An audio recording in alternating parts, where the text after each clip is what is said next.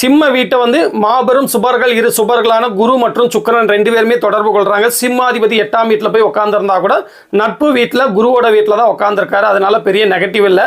நான் எடுத்த உடனே கேட்டேன், சிம்ம வீடு சுபத்துவமாக இருக்கிறத பார்த்த உடனே கவர்மெண்ட் வேலைக்கு காத்துட்டு இருக்கீங்களா அப்படின்னா, ஆமாங்க அப்படின்னா, கவர்மெண்ட் வேலை தான் எப்படியாவது வாங்கிடணும்னு சொல்லி ட்ரை பண்ணிட்டு இருக்காங்க, கிடைக்குமாங்க அப்படின்னாரு.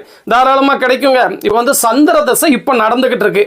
சந்திர தசை 5ஆம் இடத்துல இந்த லக்னத்துக்கு 12ஆம் அதிபதியா இருந்தா கூட சந்திர தசையை குருவோட பார்வையிலையும், அடுத்து வர்ற செவ்வாய் தசையும் குருவோட பார்வையிலையும், ராகு தசை செவ்வாயோட பார்வையில, அங்க குருவோட இணைந்த செவ்வாயோட பார்வை, இந்த லக்னத்துக்கு ராஜ யோகாதிபதி பார்வை, கடக வீட்டில் உள்ள ராகு அப்படின்னு அடுத்தடுத்த நல்ல திசைகள் நடக்கிறதுனால கண்டிப்பா கவர்மெண்ட் ஜாப்ல வேலை உண்டு.